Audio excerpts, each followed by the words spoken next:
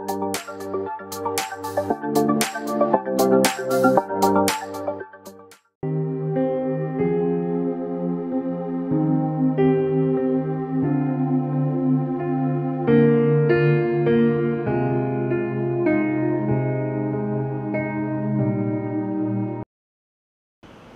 वचन जे आमच्यासाठी जीवन आहे. प्रभू येशू ख्रिस्त या पृथ्वी तलावरती असताना त्याच्या येण्याचा उद्देश त्याने सांगितलं की मनुष्याचा पुत्र हरवलेले शोधण्यासाठी आला. मुळामध्ये आम्ही सर्वजण या जगामध्ये इतके हरवून गेलेलो आहे. ज्या उद्देशानं प्रभूने आम्हाला बनवलं तो उद्देश आम्ही विसरून गेलो, गमावून गेलो. स्वर्गाच्या राज्यामध्ये आम्हाला जायचं आहे आणि तिथं जाण्यासाठी ज्या प्रकारचे बदल, ज्या पद्धतीचं परिवर्तन आमच्यामध्ये व्हायला पाहिजे त्या परिवर्तनाकडे आम्ही सर्रासपणे दुर्लक्ष करत आहोत. मग एक शास्त्र भाग वाचला. निकोदेमस नावाचा यहुदांचा एक पुरुषांचा प्रमुख, आणि हा प्रमुख प्रभू येशू ख्रिस्ताला विचारतो की स्वर्गात जाण्यासाठी मला काय केलं पाहिजे. म्हणजे पुरुषांचा प्रमुख, या प्रमुखाला सुद्धा स्वर्गात कसं जावं हे माहित नाही. मग ज्यानं धर्मशास्त्र अभ्यासलं, धर्माचा गाढ अभ्यास करून लोकांना शिकवलं, परंतु त्या प्रमुखाला स्वर्गात कसं पोहोचायचं हे माहित नाही. तेच एक शब्द प्रभू येशू ख्रिस्त बोलतो की तुझा नवा जन्म झाला पाहिजे. आणि मग या नव्या जन्माची कल्पना येशूने या पुरुषाला, या निकोदेमाला सांगितल्यानंतर तो तुम्ही एवढे मोठे शिक्षक आहात, एवढे मोठे गुरु आहात, आणि साधी गोष्ट तुम्हाला कळत नाही, म्हातारा झालेला मनुष्य पुन्हा आईच्या उदरात कसा जाईल. म्हणजे कधी कधी आम्ही इतकं जगिक बनतो ना की आत्मिक जीवनाकडे आमचं लक्ष नसतं. आणि लक्षात ठेवा, असं शास्त्रात लिहिलं, मला प्रभूजी म्हणणाऱ्या प्रत्येकाचा प्रवेश स्वर्गाच्या राज्यात होईलच असं नाही.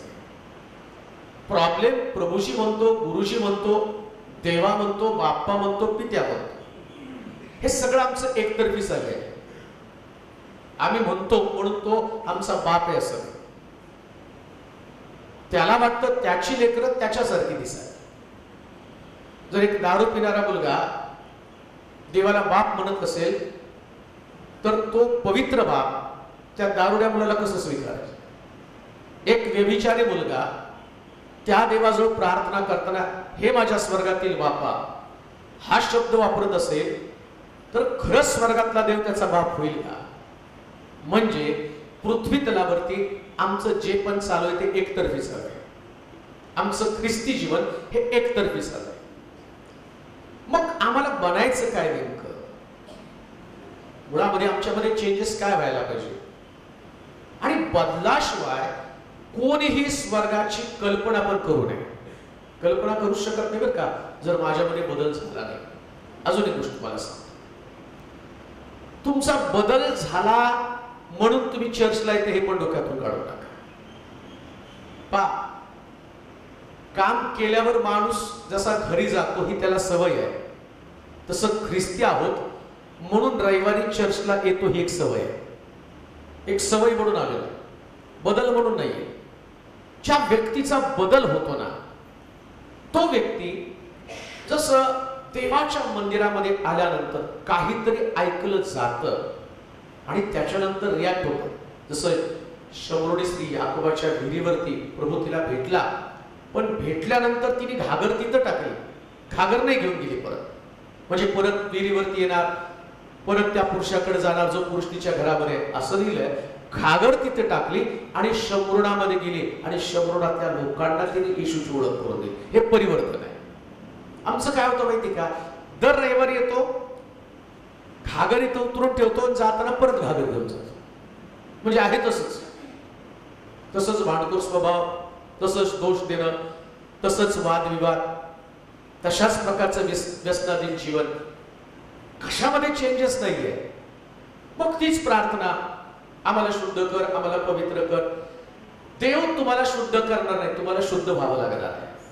याला नवा जन्म म्हटलेले बरं का. नव्या जन्माची प्रोसेस काय माहिती का? तुम्हाला शुद्ध होणं म्हणजे नवा जन्म. लेकराचं ज्या लहान बाळ जन्माला येतं ना, तर डॉक्टर पहिले त्याला धुतात. ती आई लगेच त्याला कवटाळत नाही. डॉक्टरला माहितीये याला सगळ्यात बॅक्टेरिया लागलेले आहेत, त्याच्यावरती जंतू आहेत, लगेच त्या आईच्या स्वाधीन करत नाही, नाहीतर आईला त्याचा परिणाम होणार. स्वच्छ धुवून काढतात डॉक्टर त्याला. मग आमचा नवा जन्म झाला, आमचे बॅक्टेरिया कुठे गेले? तसेच घेऊन चालले. राग आहे, द्वेष आहे, मत्सर आहे, लोभ आहे, वादविवाद, भांडण, निंदा आहे, शिवीगाळ आहे, सगळे बॅक्टेरिया आमच्यामध्ये तसेच आहेत. आणि आम्ही तो नवा जन्म धुतला कधी? धुणं गरजेचं आहे ना. आणि धुणार कसं काय मग हा प्रश्न आहे. धुवायचं कसं काय? आणि लोकांना धुणं नाही आवडत, त्यांना गोड गोड संदेश आवडतात नाही का. तुम्ही गोड गोड बोला, सगळेजण स्वर्गात जाणार आहे, काय काळजी करू नका, कसं पण दारू प्या, सिगारेट ओढा, भांडणं करा, वाद करा, एकमेकाला खेचा, आणि तुम्हाला काय गोंधळ घालायचा पृथ्वी तलावरती घाला. मेल्यावरती पाळत येणार आणि सांगणार तिथं, देवा हा आत्मा आला, याचा स्वीकार कर. हे शवगर्तिका आशीर्वादित कर. जन्मभर दारू पिलेला कसा काय आशीर्वादित होईल? जन्मभर चर्चला कधीच आला नाही. आणि मेल्यावरती एकाच गोष्टीसाठी पाळकाला जाऊन तिथं प्रार्थना करावी. कोणत्या गोष्टीसाठी? हा चर्चचा सभासद आहे. आणि सभासद कशावर ठरला? वर्गणी. पास्टर फंड भरला म्हटल्यावर पुरावंच लागतं. आणि पुरावं लागतं तर तसल्या व्यक्तीसाठी सुद्धा चांगला संदेश द्यावा लागतो. कोणता पाळक असं म्हणतो का तिथं, हा दारुड्या स्वर्गात जाणार नाही. आणि मला वाटतं की त्या तसं जर पाळकाने संदेश दिला, दारुड्याला काढते, पाळकाला अर्थ नाही का, चांगलं बोलला नाही तो त्याला तिथे. म्हणजे आम्हाला ती सवय लागली, गोडगोड बोला, गोडगोड बोला. येशू ख्रिस्त ज्या वेळेस परोशी त्याच्याकडे येतात, अरे चुना लावलेल्या भिंतींनो, थडग्यांनो, तुम्ही बाहेरून वाटी साफ करता, आतून काय? माणसाला बाहेरून साफ व्हायला आवडतं, आतून नाही व्हायला आवडतं. आणि लक्षात ठेवा, देव वचनाच्या द्वारे तुम्हाला आतून साफ करण्याचा प्रयत्न करतो. आतून साफ व्हायला पाहिजे. जेव्हा आतून साफ होताना ते जीवन देवावरती प्रभाव टाकणारं जीवन असतं. देवावरती प्रभाव टाका, एकमेकांवरती प्रभाव टाकू नका. आणि अजून एक गोष्ट तुम्हाला सांग, माणसं जी बोलतात ती धार्मिकता नसती बरं का. माझं आणि तुमचं पाहणं जे आहे ना, आता तुम्ही मला बघितल्यावर मी प्रीचिंग करतो म्हणून तुम्ही काय म्हणा, धार्मिक माणूस आहे. पण देव तसं नाही बघत. तो काय म्हणतो, मी तुझ्या नावाने संदेश दिला, रोगी बरे केले, भूत काढले, तरी मी तुला ओळखत नाही. आता बघा, एवढं सुंदर प्रीचिंग केलं तुम्ही तो ओळखतच नाही ना. मुळामध्ये माझा आणि देवाचा नाते संबंध पवित्र जीवनाविषयी. जर जीवन पवित्र असेल, शुद्ध असेल, प्रभूला पसंत पडणार असेल, तर मग आम्हाला त्या ठिकाणामध्ये प्रभूच्या जवळ असणार. आज 6 प्रकारचे लोक आम्ही पाहणार आहोत. आणि जगातल्या प्रत्येक मंडळीमध्ये हे 6 लोक असतात, प्रत्येक चर्चमध्ये. या 6 पैकी तुम्ही आणि मी आहे. जाऊ द्या, तुमचं नको, माझंच होईल. तर तुम्ही आमच्या चर्चमध्ये आम्हालाच दोन द्यायला लागले काय? तो या 6 पैकी मी कोणीतरी एक आहे. या 6 लोकांपैकी एक. आणि हे व्यक्तित्व ते आम्हाला तपासायचं की मी कोणत्या कॅटेगरीमध्ये आहे. मी येशूच्या सहवासामध्ये आहे. येशू माझा देव आहे, येशू माझा प्रभू आहे. आणि हा माझा देव, हा माझा प्रभू, याच्यामध्ये मी कुठल्या कॅटेगरीमध्ये बोललेला आहे. मला शिक्षक दिनाचा पण संदेश द्यायचा होता, पण मला असं वाटलं की हे तर तुम्ही वर्षानुवर्ष ऐकता, तो पण संदेश शिक्षक दिनाचा पण छान संदेश आहे, पण तरी पण मला ते नको आहे. का? मी असं समजतो, कुठं पण गेल्यावरती मी ज्या लोकांना सांगतो त्याच्यातल्या एखाद्या व्यक्तीचा दिवस शेवट आहे किंवा माझा शेवट आहे. मी समोरच्या व्यक्तीला सांगतो ना, त्यातली एखादी व्यक्ती जग सोडून जाईल किंवा मी पण जग सोडून जाईल. कारण मृत्यू कुणाला कधी सांगता येत नाही. परंतु मरणापूर्वी एक चांगलं काहीतरी देवाविषयी सांगणं माझं कर्तव्य समजत आहे. चांगलं काहीतरी. जर मृत्यू आला तर मला स्वर्गामध्ये जाणं माझी गरज आहे. परंतु स्वर्गाचा रस्ताच दाखवला नाही तर लोक पोचणार तरी कसे? रस्ता दाखवला पाहिजे ना, कसं पोचायला पाहिजे. आणि पुष्कळ वेळा रस्ता माहित नसल्या कारणानं ज्या पद्धतीनं आमच्या जीवनामध्ये, आमच्या परिवारामध्ये, आमच्या व्यक्तिगत स्वभावामध्ये बदल व्हायला पाहिजे तो बदल होत नाही आणि पुष्कळ वेळा आमचे आशीर्वाद आम्हाला तिथंच आणले जातात. एक वचन वाचू, योहानाचं सुवर्तमान 12 अध्याय त्याची 1 पासून 11 पर्यंतची वचन वाचूया. 6 वर्गवारीचे लोक आम्ही पाहणार आहोत. योहानाचं सुवर्तमान 12 अध्याय 1 पासून 11 पर्यंतची वचन. बेथानी येथे मरियेने येशूला केलेला मग येशू ओलांडण्याच्या पूर्वी 6 दिवस बेथानीत आला. जो लाजर मेला होता व ज्याला त्याने मेलेल्यातून उठवले होते तो तेथे होता. म्हणून त्यांनी तेथे त्याच्यासाठी जेवणावळ केली. तेव्हा मासा वाढत होती आणि लाजर त्याच्या पंक्तीत बसण्यापैकी एक होता. तेव्हा मरियेने अर्धा चेर शुद्ध जटा मासाचे मोलमात सुगंधी तेल घेऊन येशूच्या चरणाला लावले आणि आपल्या केसांनी त्याचे चरण पुसले. तेव्हा त्या सुगंधी तेलाच्या वासाने घर भरून गेले. मग त्याच्या शिष्यातील एक जण यहूदा इस्करियोत, जो त्याला धरून देणार होता, तो म्हणाला, हे सुगंधी तेल 300 रुपयांना विकून ते गरिबांना का दिले नाही? त्याला गरिबांची काळजी होती म्हणून तो हे म्हणाला असे नाही, तर तो चोर असून त्याच्याजवळ डबी होती व तिच्यात जे टाकण्यात येईल ते तो चोरून घेईल म्हणून तो तसे म्हणाला. ह्यावरून येशूने म्हटले, हिच्या वाटेत जाऊ नका. माझ्या उद्धार कार्याच्या दिवसासाठी ते तिला ठेवू द्या. कारण गरीब नेहमी तुमच्या जवळ आहे, परंतु मी तुमच्या जवळ नेहमी आहे असे नाही. तो तेथे आहे असे यहुदी लोकांपैकी पुष्कळांना कळले आणि केवळ येशू करता नाही, तर ज्या लाजराला त्याने मेलेल्यातून उठवले होते त्यालाही पाहण्याकरता ते आले. मुख्य याजकांनी लाजरालाही जीवे मारण्याचा निश्चय केला, कारण त्याच्यामुळे पुष्कळ यहुदी त्यांना सोडून येशूवर विश्वास ठेवत होते. बस बस बस बस 11 वचन एवढा आपण वाचायचं नाही. 6 लोक, लाजरस ज्याला येशूनं मेलेल्यातनं जिवंत केलं आणि यावेळेस हा जो झालेला चमत्कार आणि त्याची उपकार स्तुती किंवा थँक्स गिव्हिंग की येशूनं लाजरसला जिवंत केलं आणि त्याच्यासाठी एका मोठ्या प्रार्थनेचं सभेचं आयोजन केलेलं होतं. आणि या प्रार्थनेसाठी जवळजवळ 6 कॅटेगरीचे लोक आले. आता घडलं काय माहिती का, या लोकांमध्ये हे चमत्कार पाहण्याची ओढ निर्माण झाली. लाजर जिवंत झाला, परंतु पहिला प्रश्न उपस्थित होतो, लाजरस मेला का? आज लाजर जिवंत झाला ही घटना जरी असामान्य असली तरी सुद्धा लाजरस मेला का हे सुद्धा जाणून घेणे गरजेचे. आणि लाजरस ज्यास मरतो ना, त्या लाजरसला आजारी असताना बायबल सांगतं येशूला निरोप पाठवून सुद्धा येशू त्याला पाहण्यासाठी आला नाही. आणि त्याच्या बहिणी खिन्न झाल्या. त्याला असं वाटलं की येशूचा मित्र लाजरस आहे आणि आजारी पडल्यावरती तो पाहायला आला. शास्त्रामध्ये अशा अनेक घटना घडलेल्या आहेत जेव्हा आम्ही आमचं लक्ष प्रभूकडचं काढून दुसरीकडे कुठेतरी लावतो ना, त्यास देव आमच्या जीवनामध्ये लाजरस सारखी अवस्था निर्माण करत असतो. लाजरस सारखी अवस्था.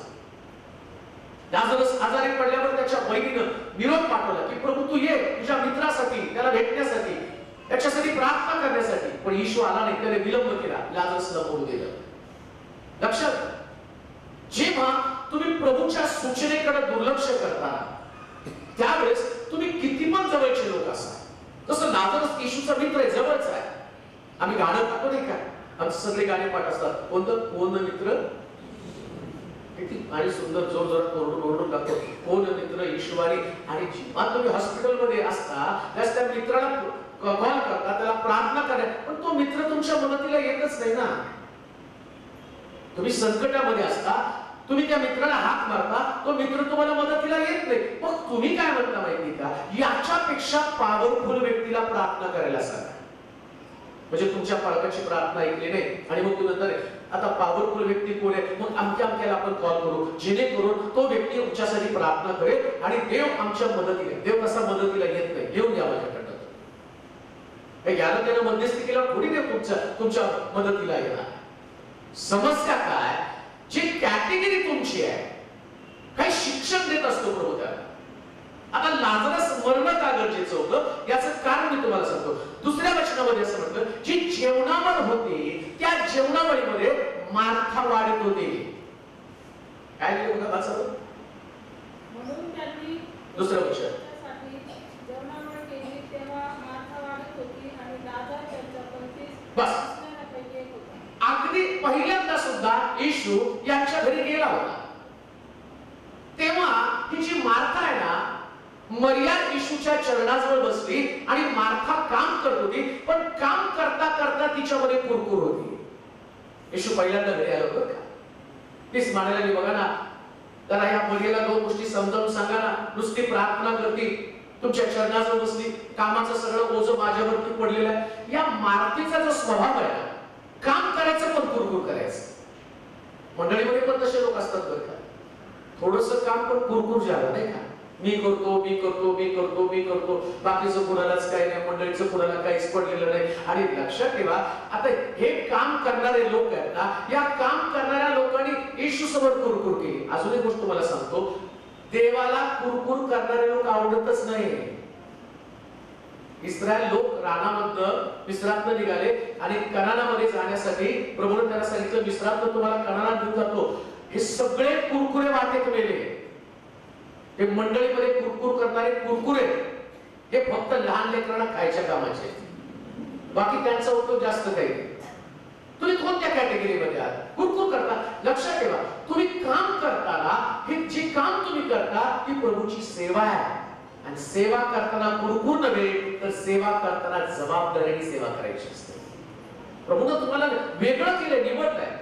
एखादं काम, ते कामाचं ताण तुम्हाला पडणारच आहे, 100% पडणार. पण तो कामाचा ताण पडत असताना तुम्ही ना लोकांवरती उपकार करता ना येशूवरती उपकार करता. येशू तुम्ही आणि कुठल्याही परिस्थितीमध्ये कोणा उपकार करत नाही. उलट प्रभूनं जगातल्या लोकांना वेगळं करून तुम्हाला ते काम दिले. या मार्थेनं पहिल्यांदा वार्ताला कुरकुर करत होते. देवाचे प्रिय लोक, ख्रिस्ती लोकांनो, जेव्हा तुम्ही प्रभूचं काम करता, देवाच्या मंदिरामध्ये, देवाच्या भवनामध्ये कुरकुर करणाऱ्या लोकांची गरज नाही, इथं प्रार्थना करणाऱ्या लोकांची गरज आहे. प्रार्थना करणाऱ्या लोकांची. तुम्हाला माहिती का, मार्था वाढत होती, पण मार्थेचं परिवर्तन आहे. लाजरस यासाठी मेला की मार्थेचं परिवर्तन व्हावं. येशू विलंब त्यानं केला. का विलंब केला? लेट का आला? त्याला माहितीये या मार्थेला काहीतरी शिक्षण द्यायचंय. आणि मार्था घरामध्ये येशू आल्यावर कुरकुर करत होती, पण एकदा लाजरस मेला, लाजरस आता पुनरुत्थी झाला, जिवंत झाला. आता मग मार्थेला कळालं, अरे कुरकुर करण्यात काय लाभ नाही. माझा भाऊ कबरेत गेला, मेला होता, पण येशू आला आणि येशूने जीवन दिलं. आता जर माझा स्वभाव बदलला नाही ना, लाजरसच्या ऐवजी मी एक दिवशी कबरेमध्ये असेल, मला वाचवणारं कोण असेल? लक्षात ठेवा, परिवर्तन ते की जेव्हा तुमच्या स्वभावामध्ये बदल होतो. या मार्थेच्या स्वभावामध्ये बदल झाला, तिने कुरकुर करण्याचं सोडून दिलं. काय तुम्ही एखाद्या व्यक्तीच्या मरणाची वाट पाहणार का? मग तुमचा स्वभाव बदलणार आहे. लाजरस मेला हो, ईश्वराला त्याला मारावं लागलं, का तर या मार्थेचा स्वभाव त्याला बदलायचा होता. काही वेळेस आमचे स्वभाव बदलण्यासाठी काही घटना देव जीवनामध्ये घडत असतो आणि त्या घटना अप्रिय घटना आहेत. ऐका कान देऊ, तुम्हाला वाटतं की प्रभूने असं का केलं? ती घटना घडल्यावर तुम्ही विचारता आणि तुम्ही जाऊन पाळता, साहेब आमचं काय चुकलं? बऱ्याच वेळा काही विपरीत घटना घडल्या, चुकीच्या घटना. आमचं काय चुकतं पाळत साहेब, आम्हाला तुम्ही सांगा. पाळत कशाला सांगा? तुम्ही त्याची ट्रान्सफर करा. पाळत जर सांगितलं नाही तुम्ही केलं ते चुकीचं आहे, सिस्टम तुम्ही चुकीचं आहे, ब्रदर तुम्ही चुकीचं आहे, नाही सांगू शकत ते. आणि पवित्र आत्मा तुम्हाला सांगतो काय चुकीचं आहे. ईश्वर तिला सांगितलं, मार्थे मार्थे तू बहुत गोष्टीची चिंता व दगदग करते, मरियेने चांगला वाटा निवडला. ईश्वर सांगितलं तू चिंता करते, दगदग करते. लक्षात घ्या, प्रभूला आमच्यातल्या उणिवा, आमच्यातल्या चुका, आमच्यातले दोष दाखवणं गरजेचं आहे. काही गोष्टीमध्ये आम्ही चुकत आहोत. नारायण मामन जळ सुद्धा म्हणतात, पुष्कळ अजूनही उन्हा प्रभूमी पुष्कळ, म्हणजे चुका आहेत जीवनामध्ये.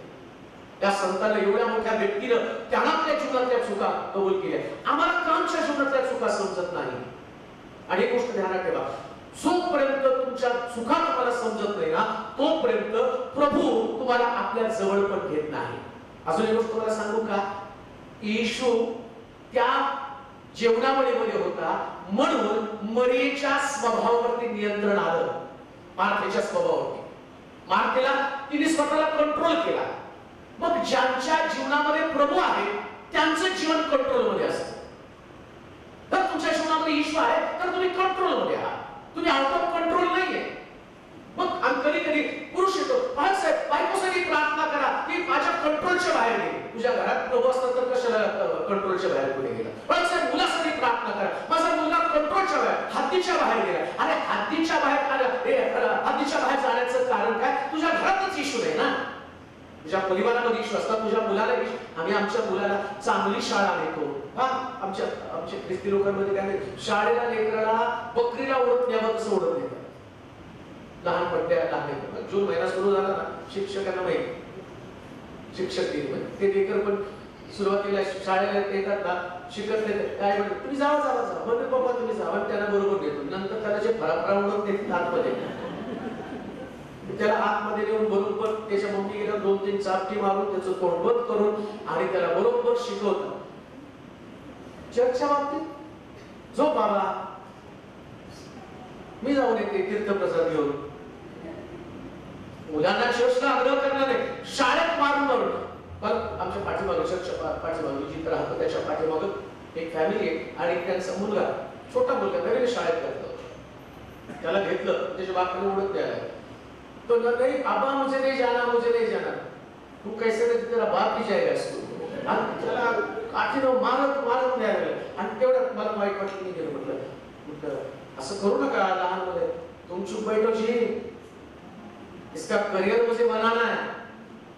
अहो जिथं तुम्हाला पाठवतं तिथं करियर आहे, पण तिथं करियर नाही, खरं करियर देवाच्या मंदिरामध्ये आहे. तुझ्या सानिध्यात उभं राहणाऱ्याची केवढी धन्यता. दानिक म्हणतो मी परमेश्वराला एक वरदान मागितलं ते की त्याच्या मंदिरात माझी वस्तू आहे. तुमची लेकरं जर देवाच्या मंदिरामध्ये असतील ना तर त्यांना तो मरण्याचा अनुभव येणार नाही. का हद्दीच्या बाहेर जातात, का टॉप कंट्रोल जातात? त्याचं कारण काय? मार्था कंट्रोल मध्ये कशी आली?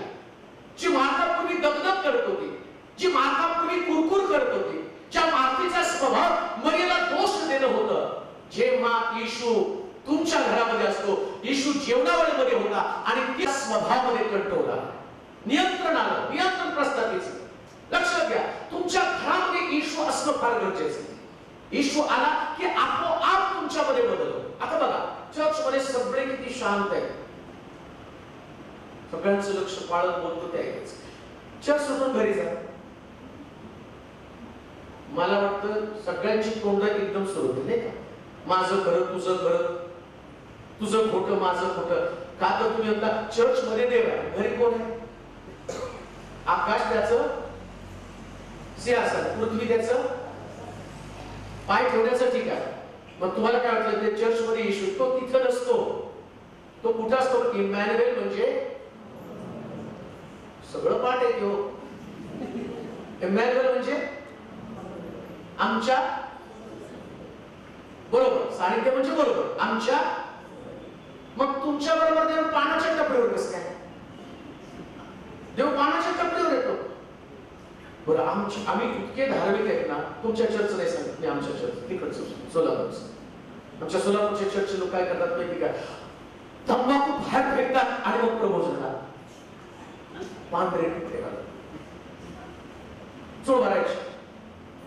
अरे देव तिथं तंबाखू खाताना पण होता. आणि तू काय म्हणतो? जर तुम्हाला खरंच देवावरती विश्वास आहे मग तुम्ही सिगारेट ओढतात तिथे ओढा आणि इथे ओढून दाखवा ना. का तुम्ही म्हणता चर्च मध्ये देव, कुणी सांगितलं चर्च मध्ये देव आहे? देव तुमच्यामध्ये आहे. बिल्डिंग मध्ये काय करणार देव? आता तुम्ही म्हणला चर्च मध्ये काय, तुम्ही गेल्यावर ह्या भिंतीला बघत बसणार आहे, छताला बघत बसणार आहे. देवाला ते बिल्डिंग मध्ये इंटरेस्ट नाही, त्याला तुमच्यामध्ये इंटरेस्ट आहे.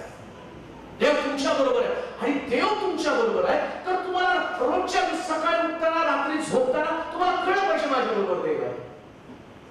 घरात पाळत आला ना तर पिक्चरची गाणी बंद होतात आणि देवाची गाणी लागतात. पाळत गेला की परत पिक्चरची गाणी चालवतात, मग तुम्हाला वाटतं पाळत आला. अरे पाळत नाही, देव तुमच्या बरोबर आहे. म्हणजे पाळकाला काय आवडतं ते बघता, पण देवाला काय आवडतं कोणी बघतच नाही. कसं कंट्रोल येणार आहे? येशू कायम तुमच्याच बरोबर आहे हे लक्षात आल्यावर तुमच्यामध्ये कंट्रोल येणार. स्वभाव बदलला आपण तुमच्यामध्ये की माझं शास्त्र सांगतं माझं उठणं, माझं बसणं, माझं चालणं, माझं बोलणं, माझं निजणं तू जाणतो. उठणं, बसणं, चालणं, बोलणं, निजणं. झोपताना सुद्धा देव तुम्हाला बघतो कसं झोपता. काही लोकांना शिव्या देत देत झोपायची सवय, त्यांना करमत नाही. सकाळी उठल्यावर पण ते शिव्या देत देत तू सुटतं उठतात आणि मग म्हणतात आजचा दिवस चांगला गेला नाही. बऱ्याच वेळा बोलता बोलता आजचा दिवस तर चांगला जाऊ दे ना. नवरा बायकोला, बायको नवऱ्याला, भाऊ भावाला, सासू सुनेला, सून सासूला काय म्हणते, आजचा दिवस तर चांगला जाऊ दे ना. अरे दिवस कसा चांगला जाईल, तुला हेच माहित नाही की तुझ्या बरोबर येशू आहे. मार्थेमध्ये बदल कशाला झाला, जेवणावळीमध्ये येशू होता. आज प्रश्न तोच आहे, तुमच्या घरात जर येशू असेल तर घरातले सगळे लोक कंट्रोल मध्ये येतील. प्रत्येक व्यक्ती कंट्रोल मध्ये येणार. किती पण कठीण मुलगा असतो, किती भयानक प्रकारचा व्यक्ती असू द्या, आपण बदलतो. हा चोर वधस्तंभावरती असताना या चोराचा सुद्धा येशू जवळ असताना त्याच्यात बदल झाला. काय म्हटला, तू राजाधिकारी शिलतेस माझी आठवण कर. हा बदल आहे, चोरात बदल होतो. मग येशू काय म्हटलं माहिती काय, अरे वेश्या आणि कसबी देवाच्या राज्यामध्ये जातील पण तुमचं जाणं कठीण आहे. त्या बदल केलं का, त्यांना कळतं आम्ही पापी आहोत, त्यांना कळतं आमच्यामध्ये चूक आहे. मार्थेमध्ये बदल. पहिलं मार्था, दुसऱ्या वर्षामध्ये मी पाहिलं पहिली व्यक्ती मार्था. येशू घरी आले त्यास मार्था कामच करत होती, पण आता येशू दुसऱ्यांदा भेटल्यावर मार्थेच्या काम तेच आहे पण स्वभाव बदलला. काम तेच आहे पण स्वभाव बदलला. आमचं देखील स्वभाव बदलला. दुसरी व्यक्ती, पहिली व्यक्ती आम्ही पाहिली मार्था, परिवर्तन झाल्यावर काम बदलण्याऐवजी स्वभाव बदलला. लक्षात घ्या, परिवर्तन म्हणजे काय, काम तेच असू द्या पण स्वभाव बदलला पाहिजे. बऱ्याच वेळा परिवर्तन झाल्यावर काम बदलतं. काय काम बदलतं माहिती का, विशेषतः स्त्रियांमध्ये असतं. नाही आता मला प्रार्थनेला बसायचे म्हणून घरातली सगळी कामं ठेवून टाकायची आणि मग बोलताना कळत नाही तुम्हाला मी देवाशी बोलत आहे, मग लवकर उठायचं. काय पण करायचं तेवढं ढकलून व्हायचं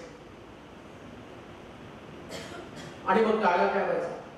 व संसारात अडकले, तुम्ही तर सांगितलं आईला मुलगा होत, माझं लग्न करून दे, आणि काय लग्न करून दिले तर फाशी गेलं म्हटले तुम्हीच होतो, आणि आता केल्यावर संसार करायला नको म्हणून काय म्हणता, नाही मला मार्थेनं काम तेच ठेवलं पण स्वभाव बदलला. तुमचं परिवर्तन झालं म्हणजे तुम्ही घरातल्या कामाकडे दुर्लक्ष नाही करू शकत. ते काम तुम्हाला करावंच लागतं, काम तुम्हाला करावंच लागतं, जबाबदाऱ्या पार पाडाव्याच लागणार आहे. मार्थेने हे पण नाही म्हटलं, आता आपल्याकडच्या मार्थ असतात तर ते काय म्हटलं असतं माहिती का, मरीला म्हणतेस आता एक काम कर, तू वाढायचं मी येशूच्या चरणाजवळ बसते. 100% म्हटलं असतं नाही का, तर येशूला तुझी पाठ ठोकरली, पण ती तशी नाही. हा येशूला काय आवडलं नाही, दगदग आवडत नाही ना, ती म्हटली मी दगदग करत नाही पण काम तेच करते.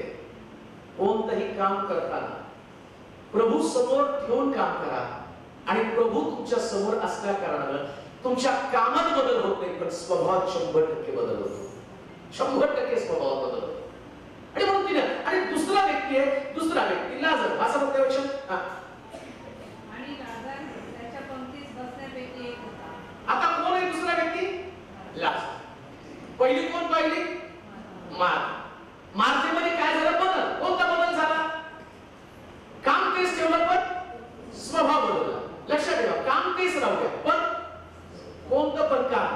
आम्ही म्हणतो कधी नको बाई खजिनदाराचं काम लई कटकटीचं काम बदलू नका पण स्वभाव बदला. आता मी म्हटलं नाही बाबा पाळकाचं काम फार बाहेर आहे का, खाली बसून शिव्याच खावं लागतं. पाळक दोन काय, इकडून वाजवा इकडून वाजवा. उपदेश जास्त केला तर म्हणतात किती उपदेश केला आणि कमी केला त्याला काहीच येत नाही, काहीच येत नाही. 10 मिनिटात संपवला आणि जास्त लावलं तर आम्हाला लांब लावायची सवय. मग तू कंटाळून जाऊ द्या, मेंबर बसणं खूप सोपं आहे का, तर मेंबरला बोलता येतं, पालकाला बोलता येत नाही. जसं मला तुम्ही किती पण बोला, मी तुमच्या बापाला बोलायचं.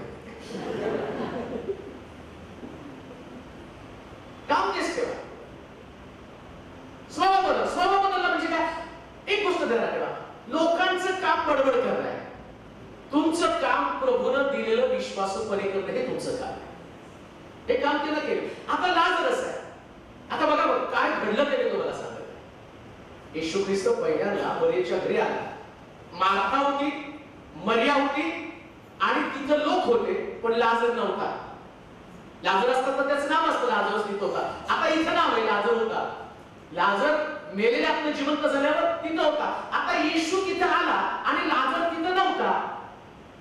कधी कधी असंच होतं, जिथं प्रभू असतो तिथं आम्ही नसतो. रविवारी आम्ही घरी असतो, लोक असतात, मार्था असते, मरिया असते, पण लाजर नसतो. आणि लाजर येशूचा मित्र आहे. आम्ही कॅज्युअल घेतो, काय आता प्रभू आला तर काय माझा मित्रच आहे, नंतर येशूला जाऊन भेटून येईल. तसं बरेच लाजर्स मंडळीमध्ये असतात, वर्षात एकदा प्रभूला भेटतात. नाताळ, नवीन वर्ष, गुड फ्रायडे, ईस्टर, नाही का, वर्षातले 4 दिवस. आणि तेव्हाही काय भेटला तर मेल्यावर तरी एकदा भेटतोच. त्याचं प्रेम घेऊन येतो. तुमच्याकडे एकडे पद्धत, पण आमच्याकडे त्या मड्याला चर्च मध्ये गेले, त्याला भेटायचं. अरे वर्षभर भेटला नाही आणि आता मेल्यावर त्याला घेऊन यायचं. चला चला त्याला मंदिराचं दर्शन. आता त्याला काय करणार आहे त्या मेलेल्या मंदिरात, त्याची पावलं तिथं काय अर्थ नसतो त्याला. जिवंत आहे तर प्रभूला भेटायचं असतं, जिवंत आहे तर प्रभूला भेटायचं. जेव्हा लाजरस येशू घरी आला तर लाजरस नव्हता. एक गोष्ट तुम्हाला द्या, जेव्हा येशूचा सहवास नसतो ना, तेव्हा तुमच्या जीवनामध्ये मृत्यू आहे. आदामाला त्याने सांगितलं, सगळ्या झाडाचं फळ खा, मधल्या झाडाचं फळ खाऊ नको, खाशील तर तू मरशील. आदामानं ते फळ खाल्लं, तो मेला नाही, तो नाही मेला. पण बागेमध्ये प्रभू त्याला भेटायला त्याला सांगितलं, आता इथून पुढं या बागेत तू राहायचं नाही. बागेतनं बाहेर काढलं, पुन्हा तुझ्या कानावरती तो आवाज येणार नाही, शिळोप्याचा वारा आणि सुटल्याचा आवाज तुला येणार नाही, पुन्हा माझी वाणी तुझ्या कानावरती पडणार नाही. त्याला बागेतनं घालवलं. त्याच्यानंतर तो आणि हजाराच्या आसपास वर्ष तो जगला, परंतु खरंच मेला का? तो नाही गेला. पण मरण कशाला म्हटलं माहिती का? ज्याला देव भेटत नाही तो व्यक्ती खराब गेलेला आहे. सगळं भेटले, पैसा, नोकरी, बायको, लेकरं, संपत्ती, ज्ञान, ऐश्वर, सगळ्या उंची वस्तू तुम्हाला भेटल्या, पण देवच भेटला नाही. हो, येशूचा सहवास तुम्हाला नाहीये. येशू भेटणं ही तुमची गरज आहे. शास्त्र सांगतं नाही का, मनुष्यानं सारं जग मिळवलं, आत्म्याचा नाश केला, पण त्याला काय? लाजरसकडे मित्र होता, पण मित्राच्या बरोबर त्याला चालायला नको होतं. आज आमचं पण तेच आहे. आम्हाला येशूची ओळख नाहीये, आम्हाला ख्रिस्त नको वाटतो. किंवा प्रभूला भेटण्याचा सवय असतो ना, त्या बाकीचे लोक असतात. आज कदाचित चर्च मध्ये काही लाजरस घरी असतील, बसलेले असतील घरी, ते घरी आहे, त्यामुळे ते देवाच्या मंदिराचं महत्व. आणि त्यांना असं वाटतं एखादा शब्दात बुडवलं तर काय? अहो, तुम्हाला शब्दात बुडवण्याची किंमत काय माहिती का? शास्त्रामध्ये असं लिहिलं, जो कोणी शब्दात बुडवतो त्याला दगडाने ठेचून मारा. कशाने हो? आणि आमच्याकडे पाळत साहेब ग्रेजर विचारतात, अरे नाही गेल्या रविवारी, आणि ते सांगतात नाही लागला येत होतो ना, याचा आहे ना दगडाने. एवढं कडक आहे. आणि आम्ही आवशाव घर तुम्हाला, आणि आम्ही सांगतो वर्गणी मिळती ना वर्षाची एकदा, मग आम्ही नाही येऊ आमच्या पोराचं लग्न करा. कब्रस्तानमध्ये पुरा आम्हाला अहो कबर मिळत, स्वर्ग कसा मिळणार आहे?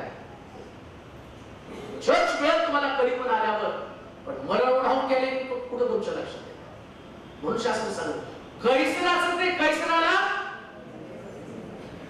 6 दिवस तुमचे आहेत, 7वा दिवस देवाचा आहे. आणि आदाम एदेन बागेतनं हकललं का माहिती का? त्याला का मरण आलं? मधलं झाड जीवनाचं झाड आहे. बऱ्या वाईटीचं आणि जीवनाची 2 झाड आहेत तिथं. तर त्यांना हात नाही लावायचा, जीवनाच्या झाडाला पण नाही आणि बऱ्या वाईटाच्या पण. बाकीची सगळी फळं खायची, पण ही 2 झाडांपासून तो अलिप्त राहायचं. पण त्यानं देवानं सांगितलं, देवाचं सुद्धा फळ खाल्लं. अहो, आम्ही 365 दिवस खातो, देवाचे दिवस पण खाऊन टाकतो. आणि मग आजारी पडल्यावर, इकडं लाजरस आजारी पडल्यावर मरियेने व्हिडिओ पाठवला, अरे तुझा मित्र आजारी पडला. तो म्हटला मी कशाला येऊ, मी तुझ्या घरी प्रार्थनेला आलो, लाजरस नव्हता ना, हे आलं तू नको तुझा मित्र. तो जो मित्र असताना उपस्थित असतो. अजून एक गोष्ट मला सांगतो, जर चर्च मध्ये इन टाइम, चर्च मध्ये प्रत्येक रविवारी उपस्थित राहत नसाल तर कोण मित्र ईश्वरी राहूच नका. अरे मित्र आला, तू घरी बसलाय आणि काय लोक परवाच माझी चर्चा झाली. लोक पूर्वी कोरोना काळामध्ये सगळे चर्चेस बंद होते आणि मग ऑनलाईन चालले होते. सगळ्यांनी नाकाला पट्ट्या बांधून बांधून फिरत होते आणि मरणाची भीती असताना एकमेकांना कधी चर्च चालू होणार हो. किती दिवस आम्ही असं घरी बसायचं ना, फेलोशिप पाहिजे आणि फेलोशिप नाही आला ऑनलाईन. अरे जेव्हा ऑनलाईन होतं तेव्हा बोलत होता कधी चालू होणार आणि आता सुरू झालं तर काय नाही ऑनलाईन हो. कसं काम करत करत आम्ही ऐकतो. अरे वा, काम करत करत तुम्ही चर्चा अटेंड करता, जांभळ्या व्यक्ती चर्च अटेंड करता, उशी घेऊन पडता आणि चर्च अटेंड करता आणि चर्च अटेंड केला. तुम्हाला तर चांगलं आसवरानं सडपून मारलं पाहिजे आणि तो फटके तुम्हाला बसणार. कसे बसणार माहिती का? लाजरस नव्हता, तो ऑफलाईन होता. येशू तिथं असताना लाजरस नव्हता. लक्षात ठेवा, देवाच्या मंदिरामध्ये असं म्हटलंय तुझ्या सानिध्यात उभं राहण्याची केवढी धन्यता. देवाच्या सानिध्यात उभं राहायला पाहिजे. हे ऑनलाईन ऑफलाईन बंद करा. आम्हाला देवाबरोबर जोडलं जाणं गरजेचं आहे. मोबाईलला जोडून राहू नका, देवाला जोडून राहा. लाजरस ज्या दिवशी प्रभू येशू ख्रिस्त आला त्या घरामध्ये लाजरस नव्हता. आज प्रश्न तोच आहे. दोघं किंवा तिघं माझ्या नावाने एकत्र जमतील तर मी आज इथं आहे. तो आज आमच्यामध्ये आहे. पण आमच्यामध्ये लाजरस सारखी वृत्ती असणारे लोक आहेत की ते येशू असून सुद्धा तिथं आले नव्हते. माहिती त्यांच्यामध्ये याच्यामुळे लाजरस मेला. म्हणून लक्षात घ्या, ते जेव्हा परमेश्वर या ठिकाणामध्ये हजर असतो, जिथं देव असतो, त्या जागेशिवाय सुरक्षित दुसरी जागा कोणतीच नाही. तुम्हाला वाचवणारी जागा जर कोणती असेल ना तर ती फक्त देवाची समक्षता. त्याला शरणपूर असं म्हटलेलं आहे.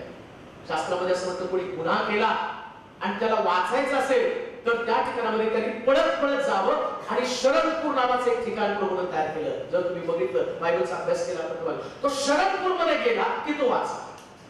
शरणपूर मध्ये त्यांनी जायचं, त्याला लपायचं. आणि मग किती पण मोठा गुन्हेगार असेल तर देवाने त्याला सुरक्षा दिली. तो म्हटला नाही गुन्हेगार आहे पण शरणपूर मध्ये आला. एकदा शरणपूर मध्ये आला की तो वाचला. आणि तो व्यक्ती गुन्हा करून पळत जीव घेऊन पळत जातात. नाही आता मला वाचायचं, तो शरणपूर मध्ये जायचा. आणि मग ते असणारे लोक त्याच्या पाठीमागे त्याला पकडून मारण्यासाठी ते लोक शरणपूर मध्ये गेला. तर काय करतात, किती पण मोठे गुन्हे केले पण एकदा देवाच्या सानिध्यामध्ये आला तर तुम्हाला आपोआप प्रभू वाचवतो. जो वाचला याच्यासाठीच हो. त्या चोराला त्यांनी नाही म्हटलं की आपण आता एवढं पाप केले आणि कसं काय म्हणतो. लक्षात घ्या, अहो त्या चोराने एवढं चोऱ्या माऱ्या सगळं करून पाप करून फक्त येशूच्या जवळ गेला तर म्हटलं गुरुजी तुम्ही देवाचे पुत्र आहात मला माहितीये, तुम्ही राजाधिकाराने बस माझी आठवण करा. अहो मी जन्मभर प्रार्थना करतो पण तेवढी डेअरिंग येत नाही. पण चोराने जन्मभर पाप केलं आणि एकदा प्रभूला म्हणतो राजाधिकाराने माझी आठवण कर. देवाची संगती हा तुम्हाला आत्मविश्वास देतो, सुखदुःखाचं अभिवचन देतो. म्हणून लक्षात ठेवा, जर प्रभू असेल तिथं असा, प्रभू नाही तर तिथं, आणि प्रभूची उपस्थिती आहे तुम्ही तिथं नाही तर ती गोष्ट तुम्हाला मरणाकडे घेऊन जात आहे, आजारपणाकडे घेऊन जात आहे. आम्ही आजारी का पडतो, आम्ही पीडा का भोगतो, याचं कारण प्रभू हजर असताना आम्ही तिथं नसतो. हजर राहा, देवाच्या उपस्थितीमध्ये हजर राहा. म्हणून दुसरी गोष्ट मी पाहतो, लाजरस आजारी पडला आणि मेला का तर त्या ठिकाणामध्ये असं लिहिलंय की त्या लाजरस तिथं येशू आल्यावरती नव्हता. म्हणून प्रभू असताना हजर राहा देवाच्या मंदिरात. तिसरी गोष्ट वाचा त्याच्यामध्ये, तेव्हा मरियेने अर्धा शेर शुद्ध घटमासाची मौल्यवान सुगंधी तेल घेऊन येशूच्या चरणाला लावले आणि आपल्या केसांनी त्याचे चरण पुसले. तिसरी गोष्ट मरिया. पहिलं मार्था. मार्थे संबंधाला काय पाहिलं, स्वभाव बदलला. लाजरस संबंधाला काय पाहिलं, पहिल्यांदा येशू होता, लाजरस नव्हता, मेला, कबरेतून बाहेर काढला. आता कुठं प्रार्थना तिथं लाजरस. आता काय झालं, प्रार्थना ठेवल्यावर पहिले लाजर, दुसरी तिसरं कुठं नव्हतं, येशूच्या शेजारी जाऊन बसला. अरे परत मारायचं. आणि लोकांचं तसंच आहे, एक दोन गाडीचे धक्के बसले, पायामध्ये रॉड बसला, 4 टाके डोक्यात पडले, 2-4 फासळ्या गेल्या, मग कुठं प्रार्थना हो, येऊ का प्रार्थनेला, पण कुठे मीटिंग हो, बंद करताना कुठे मीटिंग बनवली. आणि जोपर्यंत धक्के बसत नाही तो सगळे घरात नाही मारत. म्हणजे काय तुमच्या फासळ्या पडावं त्यांनी, मग काय तुम्हाला घर का मारावं त्याने? मग तुम्ही शुद्धीवर केला, मग तुम्ही देवाचं वचन शोधणार, मग तुम्ही प्रार्थनेला जाणार. देवाचे पण मार्ग देव बरोबर दाखवतो. लाजरसला फटके दिले, लाजर गपचूप शेजारी येऊन बसला.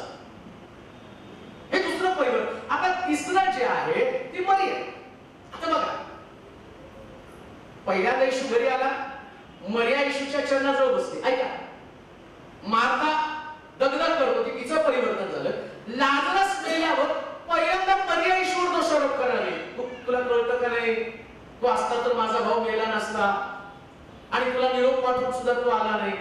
हक्क दाखवायला जातात बरं का. एकदा येशूच्या चरणाजवळ बसलो ना, प्रार्थनेचे लोक ईश्वर एवढं दर उपवास करतो, एवढी प्रार्थना करतो, तरी तो आमचं ऐकत नाही, आणि तू आमच्या प्रार्थनेचं उत्तर आम्हाला देत नाही. हक्क दाखवायला गेले. आणि मग येशू तिच्याशी बोलत असताना लाजरस मेल्यावर ही बाई कसं बोलायला लागली, मरिया कसं बोलायला लागली.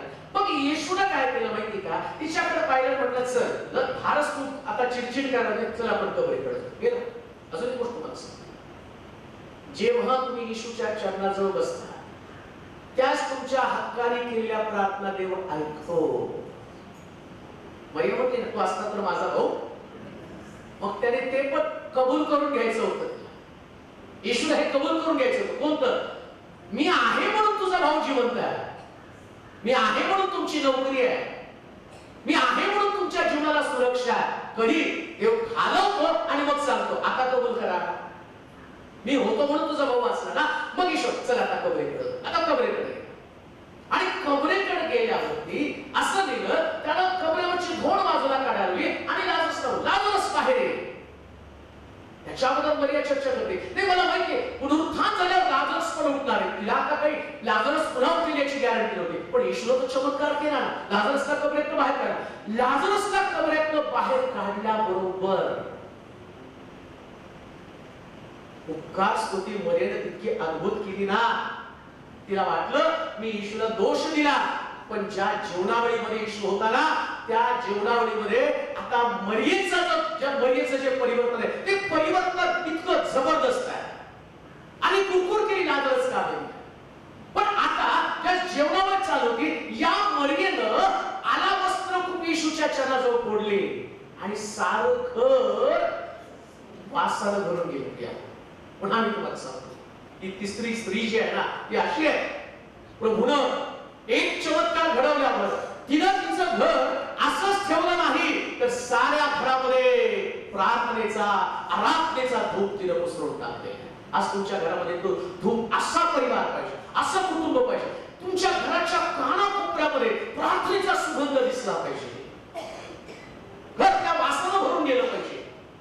घराच्या कानाकोपऱ्यामध्ये देवाचं वचन असलं पाहिजे, देवाच्या वचनाचा वास, वादविवाद भांडण्याचा वास येता कामा. आज आमच्या घरामध्ये कसला वास येत आहे? कधी कधी शेजारी म्हणतात, अहो तुम्ही ख्रिस्ती आहात ना, एवढे वाद, तुमचं तर शांतीचं, तुमचा देव शांतीचा देव आहे ना, तुमच्या घरामध्ये एवढा द्वेष, एवढा राग, एवढा मत्सर. आज घरामध्ये लोकांना वास कशाचा आहे? द्वेष, मत्सर. चर्च हे सुद्धा देवाचं घर आहे, या घरामध्ये कसा द्वेष, मत्सर असू शकतो? हा वास आहे. तर येशूने तुम्हाला त्याचं स्वरूप दिलंय, त्याचा स्वभाव दिलाय. येशूने तर सांगितलं, मी पूर्वी तुम्हाला असं सांगितलं, आपल्या वैराचा द्वेष करा आणि शेजाऱ्यावरती प्रीती करा, पण आता तो म्हटला मी त्याच्यामध्ये चेंजेस करतो आणि तुम्हाला सांगतो, आपल्या वैराला सुद्धा प्रीती करा. हा वास आहे, हा वास आहे. तुमच्या घरामध्ये हा वास आला पाहिजे. शत्रुत्व संपलं पाहिजे घरामधलं, मंडळीमध्ये शत्रुत्व संपलं पाहिजे. एकमेकाला तुम्ही इतकं जवळ करून प्रेमानं कवटाळलं पाहिजे की तुमचं जीवन, तुमच्या जीवनातलं आणि परिवर्तन बघून लोकांनी देवाचं गौरव करावं, अशा पद्धतीने तुमचं जीवन असलं पाहिजे. त्या घरामध्ये वास आला वस्त्र कुठेतरी फोडले. लक्षात ठेवा, एक मुद्दा मी तुम्हाला सांगतो, कुपी फोडल्याशिवाय वास बाहेर येत नाही. कुपी फोडावी लागते बरं का. बऱ्याच लोकांकडे कुपी आहे पण ती फोडली जात नाही. कुपी फोडणं म्हणजे हृदय तोडणं, मन तुटलं गेलं पाहिजे, आतमधलं सगळं बाहेर टाकलं पाहिजे, जे आत आहे. आणि मग शास्त्र पण काय सांगतं माहिती का, जे बाहेरून आत जातं ते माणसाला विटाळत नाही. आम्ही काय करतो माहिती का, सगळं कानाला, अरे आपल्या ते नाही आपल्याला चालत, ते नाही आपल्याला चालत, आणि हे तोंडात पडतं ते चालत. हे जे घाणघाण बोलता, अपशब्द बोलता, निंदा करता, दुसऱ्याविषयी वाईट शब्द बोलतात, ते चालतं का? आतमध्ये काय जातं ते बघू ना, आतून काय बाहेर पडतं ते बघा ना. आतून काय बाहेर पडतंय, आतून कोणत्या गोष्टी. शास्त्रात सांगितलं निंदा करणाऱ्या स्वर्गाच्या राज्यात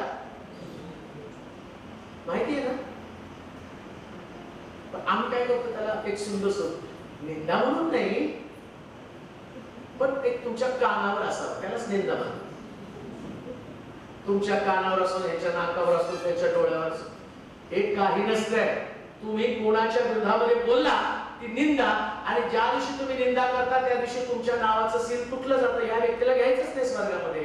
आणि मग चर्चमध्ये तुम्ही करणार काय, हाताची घडी तोंडावर बोट घालून 2 गाणे गायले, 4 वेळा 2 शब्द ऐकले आणि जाताना हा छान उपदेश होता. बरोबर, राहू दे. हा छान. अरे उपदेश कौतुक करण्यासाठी नाही, उपदेश बदलण्यासाठी आहे. बदलण्यासाठी. काय घडलं या ठिकाणी? या स्त्रीनं कुपी फोडली. आज आम्हाला आमच्या कुप्या फोडणं गरजेचं आहे. उधळ्या पुत्र आपल्या बापाकडे असं लिहिलंय, डुकराच्या सहवासामध्ये राहून आपल्या बापाकडे तो गेला. आता त्याला दुर्गंधी आहे डुकराची. त्याच्या बापाने त्याला सांगितलं नाही याचं, पण त्याने एक वाक्य वापरलं, मी जातो आणि माझ्या बापाला म्हणतो मी तुमचा मुलगा म्हणून घेण्याच्या लायक नाही, तुमच्या विरुद्ध व स्वर्गाविरुद्ध मी पाप केलं. कुपी फोडली त्याने कुपी. आज आम्हाला पण कुप्या फोडायच्या, आमची पाप देवाजवळ कबूल करायची. जग काय त्वरा खाली आहे, आज मला तुझ्या घरी यायचंय. कुपी फोडली. मी कुणाचं कुभांडानं घेतलं असेल, चौपट परत करतो, अर्धद्रव्य गरीबाला देतो. बाई जा तुझ्या नवऱ्याला बोलून आण. महाराज मला नवरा नाही, खरं बोलली. आतापर्यंत 5 नवरे तुझ्याकडे होते, आता 6वा तुझ्याकडे, कोणी तुझा नवरा नाही. हे बोलल्यावर सुद्धा तरी त्या नवऱ्याकडे कुपी फोडली. ठीक बोलला महाराज. पाप दाखवणं, पाप कबूल करणं, प्रभू समोर नम्र होणं. जोपर्यंत तुम्ही तुमचे दोष प्रभू समोर कबूल करत नाही, कुपी फोडत नाही, तोपर्यंत सुगंध येणार. लक्षात ठेवा. आज लोक बदलत आहे, पुष्कळ लोक बदलत आहे. काही बदललेले लोक माझ्या समोर येतात. मला परवा एका बहिणीने सांगितलं, बाळासाहेब युट्यूबचा संदेश मी ऐकला, जगातलं एक सुद्धा पाप करण्याचं मी सोडलं नाही. मी नामवंत डॉक्टर आहे, पण व्यभिचाराचं घर माझ्याकडे होतं. असंख्य पुरुषांबरोबर माझे संबंध होते, असंख्य लोकांबरोबर माझे संबंध होते. पण जेव्हा पहिल्यांदा देवाचं वचन कळलं की हे पाप आहे, पाप सोडून मला आता वर्ष होऊन गेलं, मला त्या पापाची घृणा, तिरस्कार वाटला. कुपी फोडली. ती म्हणती पूर्वी मी डॉक्टर होते, पण आज मी पश्चाताप करणारी व्यक्ती बनलेली. हे परिवर्तन हो. कुपी फोडायला पाहिजे. सुगंध तोपर्यंत त्याच्यातून बाहेर येणार नाही. जीवन परिवर्तन होणं गरजेचं आहे. लाजरस मेला आणि मेलेल्या लाजरसच्या बरोबर ही तिसरी व्यक्ती कोण आहे, मरिया. तिनं कुपी फोडली. अजून एक गोष्ट मला सांगतो, तिचा भाऊ जिवंत झाला. एवढे मोठे उपकार तिच्यावरती होते आणि ते उपकार तिनं नाही विसरले. आम्ही कित्येक उपकार देवानं आमच्यावरती केलेले. मृत्यूच्या बंधनातून बाहेर काढणं, काही संकट आमच्या परिवारावरती आले, आमच्या परिवारातल्या लोकांना देवानं वाचवलं. आम्हाला व्यक्तिगतरित्या कितीतरी वेळा देवाने वाचवलं. परंतु आम्ही कुठं कुपी फोडली, तिनं परत फेड केलं. त्या आलावस्त्र कुपीला फोडलं आणि आलावस्त्र कुपी येशूच्या चरणाजवळ फोडले. एवढं मौल्यवान असणारं सुगंधी तेल त्याने त्याच्या चरणाजवळ ओतलं. ती आराधना कुठे आहे जी येशूच्या चरणावरती आम्ही अर्पण केली पाहिजे? तो धन्यवाद कुठे आहे जो येशू आमच्याकडनं अपेक्षित करत आहे? आणि म्हणून तिसरी व्यक्ती या संबंधाने म्हटलं, सगळं घर वासानं भरून गेलं. आणि असं लिहिलंय, त्या वासानं भरलेल्या घरानं लोकांची डोकेदुखी वाढली. तिथं वाचा तुम्ही, खाली वाचा पण काय म्हटलंय. मग त्याच्या शिष्यातील एक जण यहुदा इस्करियोत, जो त्याला धरून देणार होता, तो म्हणाला, हे सुगंधी तेल 300 रुपयास विकून घेतले, ते गरीबास का दिले नाही? आता काय माहिती का, तुमचं परिवर्तन लोकांची डोकेदुखी भरते. लोकांना तुम्ही बदललेले आवडत नाही. दारू केलेलं आवडतं, मारामारी केलेली आवडते. परिवर्तन झालं की त्यांचं डोकं दुखायला, पोट दुखायला. काय जास्त देव काय जास्त प्रभू प्रभू करत बसते ना. म्हणून लक्षात ठेवा, परिवर्तन असं असावं की लोकांची डोकेदुखी बनली पाहिजे. परिवर्तन झालं ना, लोकांची डोकेदुखी कशी म्हणतात तुम्ही लगेच लोकांना पकडता. नाही ब्रदर, हे चुकीचं आहे. सिगारेट पिऊ नका. आमच्या सोलापूरमध्ये मला आठवतं, मी पाळत नव्हतो, पण असं सोलापूरमध्ये एका घरी प्रेरणा गेलो होतो. मग एक बाळक तिथं आले, त्याच्यावर वडील पण आले आणि प्रार्थना चालू होती. प्रार्थना संपली, मग जेवायचं वेळ आला. मग तुला एक व्यक्ती आला, वडील आला, तो आणि प्रार्थना म्हणला, "बाळा साहेब माफ करा, जरा बाहेर जाऊन सिगरेट पिऊन येतो." ते म्हणजे होय जाऊन सिगरेट पिऊन येतो. आणि कौतुक त्याचं बघायला लागलं. म्हटलं हे एवढं खुल्लम खुल्ला सांगतो की मी जाऊन सिगरेट पिऊन येतो. ते पाळत हो हो हो पिऊन या पिऊन या. एवढी देवास भय आमच्याकडे नाही. मग प्यायची तर पाळ कसं करते ना, सोडून हो त्यांच्या तोंडावर ती चर्च मध्ये. पण तुम्हाला कळतं की जागा, त्या जागेमध्ये हे चालत नाही. अहो सगळं जगच प्रभूने निर्माण केलेलं आहे आणि सगळीकडे तो व्यापलेला आहे. परिवर्तन असं होऊ द्या ना की ज्यास एखादा व्यक्ती पाप करतो ना, या चोरानं पदस्तंभावर असताना दुसऱ्या चोराचा निषेध केला असं लिहिलंय शास्त्रामध्ये. परिवर्तन निषेध करणार असतं, पाप करणाऱ्याला प्रोत्साहन देत नाही, पापाचा निषेध. म्हणून तुम्ही संध्याकाळी जर आला त्या मीटिंगला तर तुम्हाला मंडळ्या, 7 मंडळाला येशूने लिहिलेली पत्र आणि ते पत्रामध्ये मंडळांचे काय गुणधर्म, काय स्वभाव आहे, जर तुम्हाला ते 3 ऐकायला मिळाले तर युट्यूबला आणि जीजस इंडिया टीव्हीला ऐका की त्याच्यामध्ये मंडळीची अवस्था सध्या काय आणि देव मंडळीला कसं घडवत आहे. मी तर म्हणतो तुम्ही संध्याकाळी आवर्जून या, ज्या जिथं सभा चालू आहे त्या सभेमध्ये मला समजेल खरं चर्च नेमकं कसं असलं पाहिजे. आता आम्ही जे जगतो ना ते आमचं धार्मिक जीवनाचा सगळा पर्दाफाश या प्रगटीकरणाच्या 7 मंडळांना लिहिलेल्या पत्रांमध्ये एकेका मंडळीचं चित्र त्याच्यामध्ये. आज आमची अवस्था काय, आम्हाला खरंच स्वर्गामध्ये जाणार आहोत का, हा मोठा प्रश्न त्या ठिकाणामध्ये उपस्थित होतो. आणि म्हणून इथं तिनं काय केलं, सुगंधिते सर्वोत्तम असणारी गोष्ट प्रभूला त्यांनी देऊन टाकली. आता चौथा व्यक्ती संपवतो मी थोड्या वेळामध्ये, पण ते संपल्याशिवाय मला संपू दे ना. चालतंय का तुम्हाला? चालतंय ना? सगळ्याचा आवाज होऊ द्या हो. चालतंय का? चौथी व्यक्ती यहुदा इस्करियोत. यहुदा इस्करियोत येशूचा शिष्य. आणि त्या बाईनं अनावस्त्र बरीनं अनावस्त्र खूपी फोडल्याबरोबर याच्या डोक्यात काय आलं, गरीबाला वाटलं असतं कोण गरीब आहे, हा चोरटा गरीब आहे. त्याने दान कुशलते पैसे चोरत होता. मग याला खरंच गरीबाची काळजी होती तर दान कुशलते पैसे कशाला चोरत होता बाबा. कधी कधी काही लोक जे आहेत ना, कोणत्या गोष्टी हा खर्च कशाला मीटिंग, कशाला लोकांना बोलवायचं, कशाला जेवण घालायचं, कशाला हे करायचं, कशाला ते करायचं. अरे ठेवून पैसा करता काय करणार आहे पैसा ठेवून. आणि प्रभू आला तर म्हणणार का थांबा आमच्या चर्चचा खजिना आम्हाला. येशू म्हणलं फोड आला वस्त्र. किती किंमत होती त्याची? 1.25 लाख रुपये. त्या काळात 300 दिनार. 1.25 लाख रुपये. 1.25 लाख रुपये येशूच्या चरणाजवळ ओतले. यहुदाच्या पोटात दुखणार नाही. अजून एक गोष्ट मला सांग, हा चौथा व्यक्ती यहुदा आहे ना, याला समाजसेवी म्हणा. गरीब. मग आमच्याकडे गरीबाची सेवा हीच ईश्वर सेवा. आणि ईश्वर वेगळे गरीब वेगळे. येशू काय म्हटलं, गोरगरीब नेहमीच गोरगरिबाची सेवा करायची. घरात दारात आला तो भिकारी म्हटलं भाकर दे तेव्हा दे ना, पण आम्हाला ते नाही ना, आम्हाला फोटो काढून भाकर द्यायची असते आणि टाकायची असते फेसबुकवर क्लिक करून. या हाताचं दिलं तर या हाताला कळून दिलो. ठीक आहे, काही लोकांना उत्तेजन देण्यासाठी की बाबा हे करा, याच्यासाठी ही गोष्ट 100% चालेल. कधी ते तुम्ही करता आणि ते कशासाठी की नाही बाबा तुम्ही पण ते करा, आणि त्याच्यासाठी ते उत्तेजन देणं गरजेचं आहे, पण आपला पढावा देण्यासाठी नाही. यहुदाकडे समाजसेवी मन आहे. मंडळीमध्ये अनेक लोक त्याला समाजाची सेवा, चर्चमध्ये लोक ते आम्ही चर्चमध्ये का चर्चमध्ये फार पॉलिटिक्स आहे. चर्च पेक्षा तुझ्या घरात जास्त पॉलिटिक्स आहे. मुलं ते कधी बापाच्या विरोधात असतात, आईच्या बाजूने असतात. सासू सुनेच्या विरोधात असते किंवा सासरा सुनेच्या बाजूने असतो, सासू मुलाच्या बाजूने. काय सगळ्या घरात होतं एवढं पॉलिटिक्स तुमच्या घरात आहे की विचारायला नको. आणि ते पॉलिटिक्स तुम्ही चर्च मध्ये येऊन आणि तुम्हाला चर्च मधलं पॉलिटिक्स दुखायला लागतं. समाजसेवी आम्ही काही बाहेर चर्चला जात नाही, मी आपल्या घरात बसून मुलगी ठेवतो. अरे वा, नाही चर्च मध्ये जा, मी गरीबाची मदत करतो. कोण सांगितली तुला गरीबाची मदत करायला? पहिले इकडे ये ना. इथेही देवाच्या घरामध्ये कैसराला देवाचं ते देवाला द्यायलाच पाहिजे. लक्षात घ्या, तुम्हाला तो अधिकारच नाही ना. कोणी दिला तुम्हाला तो अधिकार?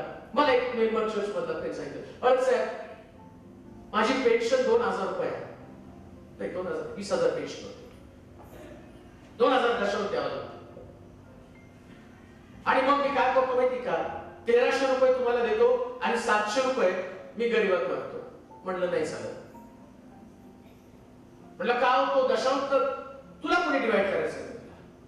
दशांश तू आपला दशांश परमेश्वराच्या भांडारामध्ये कुठं वाटणार कोण? याचक. कोणी वाटायचं? याचक. तुम्ही याचक आहात? नाही. तुमचं काम भांडारात आणलं. इथून काय करायचं? बरं आता तुम्ही ते 20,000 ते 2,000 काढल्यावर 18,000 वाटा ना गरीबाला. 18,000 गरीबाला देवाच्या ह्याच्यामध्ये आम्ही डिवाइड करणार. याला आम्ही 200 रुपये देणार, त्याला 300 रुपये, आमक्याला 500 रुपये, कामक्याला आणि मग राहिलेले 200 रुपये देवाच्या. झाला दशांश. अहो तो देवाच्या याजकाचा, देवाच्या मंदिराचा भाग असल्या कारणानं ते तो समाजसेवी मन असू देऊ नका. हा यहुदाचं मन गरीब गरीब गरीब गरीब नाही. अजून एक गोष्ट मला सांगतो, देवाच्या मंदिरात येणारे लोक कधीच गरीब राहत नाही. पण सुंदर नाणे दरवाजाजवळ काय आधीचे चेंजेस. येशू ख्रिस्त येण्याच्या अगोदर दरवाजाच्या जवळच्या बाहेर भिकारी बसायचा आणि हे धार्मिक लोक इतके धार्मिक होते ना, त्या गरीबाला सोनं रुपये देत होते. सुंदर नाणे दरवाजा पेत्राकडे पाहिल्यावर त्यांनी म्हटले आमच्याकडं, म्हणजे तो भिकारी पण एवढा स्टँडर्ड भिकारी होता की आमच्याकडे सोनं रुपये बघतो, चिल्लर पण बघत नव्हतं. याने आलं सोनं रुपये. आणि पेत्राला ते माहित होतं, बाबा हे सोनं रुपयासाठी आमच्याकडे बघायला लागला. तो म्हणला आमच्याकडे सोनं रुपये जे आहे ते तुला देतो, येशूच्या नावानं चालू लाग. आता बघा तो भिकारी एवढे वर्ष सोनं रुपये घेऊन मंदिराच्या बाहेर होता, पण जेव्हा त्याच्याकडे येशू आला तो उड्या मारत मंदिरामध्ये आला. ही घटना आहे, गोष्ट आहे की जेव्हा तुमच्याकडे येशू असतो ना, त्यास तो बाहेरचा व्यक्ती सुद्धा गरीब नसतो, तो आतमध्ये येतो. आम्हाला लोकांना हे द्यायचं, येशू द्यायचं आहे. हे गरीब बनवत जाऊ नका लोकांना. ते समाजसेवी मन असणारा एवढा तसं आमचं जीवन असता कामा नये. समाजसेवा ही गोष्ट डोक्यात काढू नका. गरीब नेहमी तुमच्या जवळ आहे, पण जो जवळ नाही त्याला जवळ करा. येशू तुमच्या जवळ असणं गरजेचं आहे. सोशल वर्क, बरेच लोक सोशल वर्क मध्ये अडकून पडलेले आहेत. त्याला समाजसेवी मन आहे. त्याला काय वाटतं की चला मायबापच्या दिवशी गरीब विधवांना आपण साड्या वाटूया, गरीब विधवान. आणि तुझ्या आईला, तुमच्या घरात तर तुमच्या आईचं पटत नाही. आईला वसवस करायचं, बाहेर सगळ्या गरीब बायका विधवा त्यांना साड्या वाटल्या आणि फोटो काढायचे. आणि मी 100 विधवांना साड्या, गरीब विधवांना साड्या वाटल्या. अरे तुझ्या आईला तर तू नीट बोलत नाही. समाजसेवी मन लक्षात ठेवा. जेव्हा प्रभूला प्रथम स्थान तुम्ही देताना, त्यास तुमचे घरातले सगळ्यांचे नातेसंबंध नीट होतात. नातेसंबंध घरातले नीट करा. 5वी गोष्ट, आता वाचा खाली 2 गोष्टी संपून टाकतो लगेच. येशूला म्हटलं तिच्या वाटेत जाऊ नका. तिच्या वाटेत जाऊ नका. माझ्या उत्तर कार्याच्या दिवसासाठी ते तिला ठेवून द्या. कारण गरीब नेहमीच तुमच्या जवळ आहे. गरीब नेहमी तुमच्या जवळ. मी तुम्हा जवळ नेहमी आहे असे नाही. मी तुम्हाला नेहमी जवळ आहे असं नाही. पुढे तो तेथे आहे. तो तेथे आहे. एवढी लोकांपैकी पुष्कळांना कळाले आणि केवळ येशू करता नाही, तर ज्या लाजाराला त्याने मेलेल्यातून उठविले होते त्यालाही पाहण्याकरिता ते आले. आता 5वं कॅटेगरीचे लोक आहेत ना, ते लोक लाजरसला आणि येशूला दोघांना पाहायला आले. एक गोष्ट ध्यानात, लोक नुसता येशूला पाहायला येत नाही, मग कोणाला पाहायला येतात? आता आमचं काय माहिती का, नाही हो लवकर प्रभू येणार आहे, लोकांना ख्रिस्त कळला पाहिजे. त्या ट्रॅक्स वाटा. अरे ट्रॅक्स मधला येशू दिसेल, तुमचं जीवन दिसू द्या ना. येशू लाजरसला पण, लोक लाजरसला पण पाहणार, येशूला पण पाहणार. तुमचं परिवर्तन, एकदा तुमचं परिवर्तन झाल्यावर लोक तुम्हाला विचारतात एवढा बदल कसा काय? पहिले तुम्ही तशी नव्हता, आता बदल घ्या. लाजरसला पाहायला आले, येशूला पण पाहायला आले. नुसतं येशू दाखवू नका, येशू बरोबर तुमचं पण जीवन दाखवा. तुमचं पण जीवन दिसू द्या. तुमचा स्वभाव, तुमचं व्यक्तिमत्व, तुमच्यातले चेंजेस, तुमच्यामधला बदल. आणि जेव्हा या दोन्ही गोष्टी लोक बघतील, आज लोक 2 पद्धतीने येतात. मंडळीमध्ये तुम्हाला मी काय सांगतो माहिती का, या चर्च मध्ये जगातल्या प्रत्येक मंडळीमध्ये लोक येशूला पण पाहतात आणि तुम्हाला पण पाहतात. म्हणजे काय? त्यास तुम्ही मंदिरात येताना जर तुमचा स्वभाव घाणेरडा असेल, व्यभिचारी असेल, झारखंडी असेल, हेकट असेल, अपमान करणार असेल, दोष देणार असेल, यहुदा स्वतः चोर होता तरी सुद्धा त्याने ईश्वर आक्षेप घेतला. 10 वर्षामध्ये पैसे चोरणारा व्यक्ती, पण त्यानं ईश्वरची आक्षेप घेतला. नाव ठेवत आहे तो ईश्वरा. कधी कधी आम्ही चुकतो पण आम्ही लोकांना नाव ठेवतो. आणि तुमची चर्चा, तुमचा स्वभाव, तुमचा एकमेकांशी असणारा व्यवहार हे लोक सगळं पाहणार आहे. लोकांचं तारण कधी होणार आहे माहिती का? जेव्हा आमच्यामध्ये बदल होणार आहे, आमच्या स्वभावात बदल होणार आहे. पुन्हा मी तुम्हाला सांगतो, तुमच्यामुळे काही लोक मंदिराच्या बाहेर नाही गेले पाहिजे. जेव्हा तुमचं जीवन पाहून लोक मंदिराच्या बाहेर जातात, ते चर्च मध्ये येऊ शकत नाही.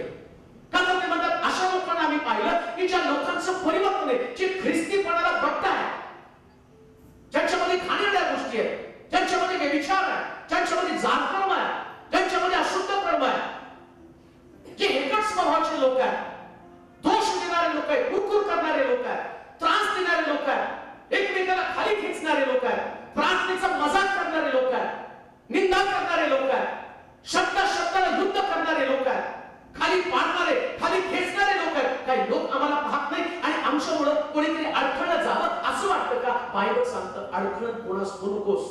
आणि अडखळ करणाऱ्या व्यक्तीच्या गळ्यामध्ये जात्याची तळी घालून त्याला समुद्रामध्ये टाकू. आमचं जीवन कोणासाठी अडखळ होता कामा नये. इथं काही लोक येशूला आणि लाजरसला पाहण्यासाठी आले. आज सकाळी असंख्य लोक या ठिकाणावर. आता मी एवढं चांगलं प्रीचिंग करतो, माझं प्रीचिंग तुम्ही ऐकलं, आणि बाहेर गेल्यावर जर समजा मी सिगरेट प्यायला, काय लोकांची विचारसरणी बदलली. किती लोकांना वाईट वाटेल. त्यांनी तरी मी येशू त्यांना दाखवला, पण ते काय म्हणते, ज्याला येशू माहिती तोच व्यक्ती असला आणि त्याला असं वाटतं येशूला हे चालतं, मग ते पण तेच करणार आहे ना. म्हणून म्हटलं लाजरसला पण पाहिलं आणि येशूला. मग तुम्हाला किती जबाबदारी वागावं लागेल. आता तुम्ही घरामध्ये प्रार्थना करता म्हणजे तुम्हाला कंट्रोल मध्ये असलं पाहिजे. आणि नाही पाहसाहेब माझ्या नवऱ्यासाठी प्रार्थना करा, माझ्या मुलासाठी प्रार्थना करा, त्यांनी बदलावं. तुम्ही बदलला की आपोआप घरातले सगळे बदलतील. ठीक आहे, बाळकाची जबाबदारी त्यांनी प्रार्थना करावी, ते बदलणार आहे, तुम्हाला पाहणार आहे, तुमचं जीवन दिसून द्या. माझ्यामध्ये परिवर्तन होण्याचं कारण काय माहिती का? मी घरामध्ये मी अशा प्रकारचा व्यक्ती होता. आमच्या घरामध्ये माझं शिक्षण जास्त असल्या कारणानं मला देवावरती विश्वास नव्हता आणि मला कॉलेज मित्र याच्यामध्ये मी रममान व्हायचो. पण माझ्या कोपऱ्यामध्ये रोज गुडघे टेकून रडून प्रार्थना करायची आणि तिचं बघून असं वाटायचं की ही वेडी आहे, नुसती प्रार्थना करते. एवढा कष्टामध्ये त्रासामध्ये ती प्रार्थना करायची, तिचे अश्रू बघायचो आणि ते अश्रू ओलांडून तसंच मी निघून जातो. मी नव्हतं थांबत. पण तिचं रडणं, तिचं देवाजवळ राखून आणणं, संध्याकाळी गाणे गाणं, बायबल वाचन करणं आणि स्वतःला कंट्रोल करणं, या सगळ्या गोष्टी मी पाहिल्या. आणि मग मला असं वाटलं नाही, आपण बदलायला पाहिजे. ती माझ्यासाठी अश्रू गाळत आहे आणि तेव्हा तिच्या अश्रूची किंमत म्हणून आज मी तर तुमच्या समोर आहे. परिवर्तन होतं लोकांचं केव्हा? जेव्हा लोक तुम्हाला पाहतील. असं धार्मिकपणा, असं व्यक्तिमत्व तुमचं असू द्या की तुमच्या घरातला एक सुद्धा व्यक्ती बाहेर आणि जगामध्ये दूर पडता कामा नये. म्हणून म्हटलं इथं या चित्रामध्ये 5वी व्यक्ती आणि 6वी व्यक्ती जी 11व्या वचनामध्ये असं वाचूया. 11 वचन. कारण त्याच्यामुळे पुष्कळ यहुदी त्यांना सोडून येशूवर विश्वास ठेवत होते. आणि 6वं लोक येशूवरती विश्वास ठेवणारे लोक. मी होतो 6व्या कॅटेगरीमध्ये. असा कोणाला बघायला येऊ नका. लाजरस सारखं मेल्यावरती साक्ष घेऊन येशूच्या चरणाजवळ बसू नका. मरण्याच्या अगोदर प्रभूच्या जवळ राहा. तो विश्वास तुमच्यामध्ये. 6व्या कॅटेगरीचे लोक ते म्हटलं की येशूवरती विश्वास ठेवणारे लोक. आज आम्हाला येशूवरती विश्वास ठेवणाऱ्या लोकांसारखं बनलं पाहिजे. कशासाठी विश्वास? तो येणार आहे आणि घेऊन जाणार आहे, हा आमचा विश्वास आहे. आणि त्याच विश्वासामध्ये आम्ही जगत राहिलो तर लक्षात ठेवा, आणि तो येईल त्यावेळेस आम्हाला घेऊन जाणार आहे. अन्यथा जसं आहे तसं जीवन जगाल, परंतु प्रभू आल्यावर त्याच्याबरोबर तुमचा सहभाग नसणार आहे. म्हणून विश्वासणारे लोक म्हणून शेवटपर्यंत प्रभूच्या बरोबर चालणं. प्रभूनं काही देऊ अथवा न देऊ, नारायण मामन कसं म्हटलं पाहिजे, मिळो अन्न मिळो अन्न पाणी, देवाच्या चिंतने मग्न. शेवटी काय आमचं असणार? देवानं काय दिलं म्हणून त्याच्यावर विश्वास नाही, त्यानं काढून घेतलं तरी आमचा त्याच्यावर विश्वास आहे. जसं योग म्हणतो देवानं दिलं देवानं नेलं, धन्य त्याचं नाव. हा त्याचा विश्वास आहे. मुलं गेली, संपत्ती गेली, सगळं काही केलेलं आहे, तरी त्याने देवाचा विश्वास डळमळीत होऊ दिला नाही. अशा प्रकारच्या कॅटेगरीचे लोक आम्ही असावे. प्रभूनं दिलं म्हणून विश्वास ठेवू नका, न देता सुद्धा विश्वास राहा. पात्म बेटावरती योहानाची कातडी सोडून काढली, पण प्रभूला विश्वास राहिला. पेत्राला आणि इतका त्रास दिला, पौलाला, आणि उलट ठांगून मारलं, तो ख्रिस्ताला 1:49 फटके मिळाले. पौल म्हणतो मला 3:49 फटके मिळाले, पण तो ख्रिस्ताच्या प्रीतीपासून मला कोण विमुक्त करेल? मरण, संकट, क्षय, उपासमार, दंगे दंबे कोणी मला देवापासून अलिप्त करू शकत नाही. हा तुमचा विश्वास असला पाहिजे. कोणती कठीण आणि बिकट परिस्थिती आली तरी प्रभूला सोडणार नाही. हा विश्वास घेऊन जगणारे तिसरे लोक आहे. लक्षात ठेवा, आज तुमच्याकडे काही नसलं तरी मंडळीमधला तुमचा विश्वास हा प्रभूवरती प्रभाव टाकणार असला पाहिजे. देव तुम्हाला आशीर्वाद देईल.